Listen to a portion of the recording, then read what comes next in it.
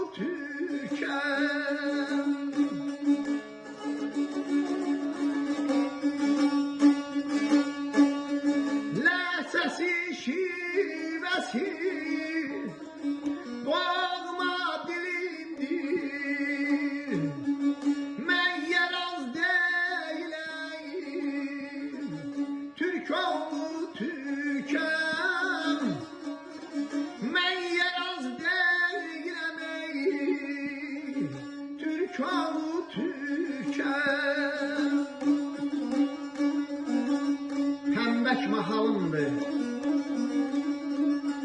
dızman elimdir, mən yeraz deyiləm, Türk oğlu Türkəm, ləhcəsi, şibəsi, doğma dilimdir, mən yeraz deyiləm, Türk oğlu Türkəm.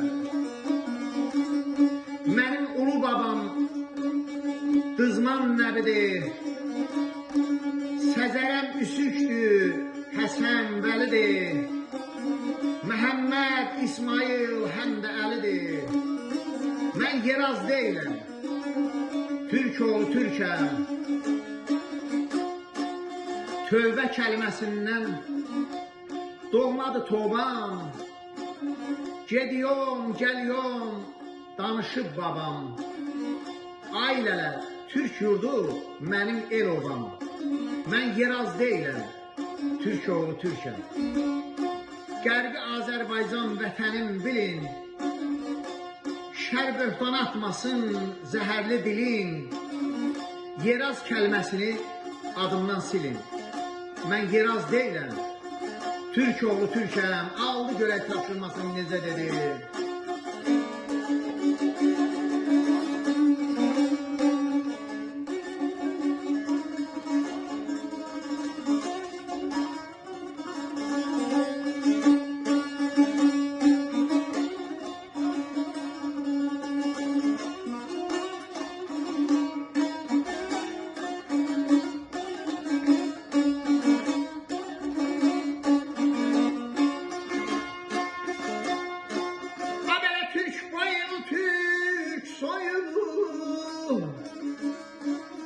Soy köküm soyum,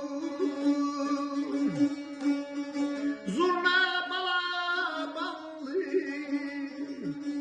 düğünüm toyum, zurna balabanlı, düğünüm toyum.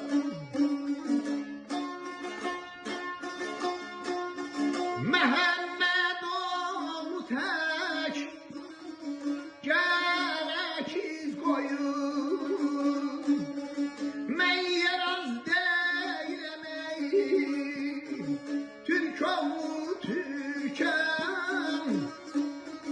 Mən yeraz deyiləm ey, Türk oğlu Türkəm, Türk oğlu Türkəm, Türk oğlu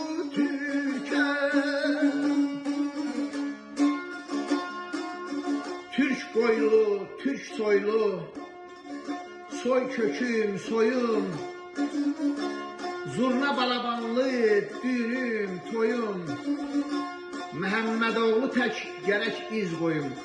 Mən yeraz deyiləm, Türk oğlu Türkəm.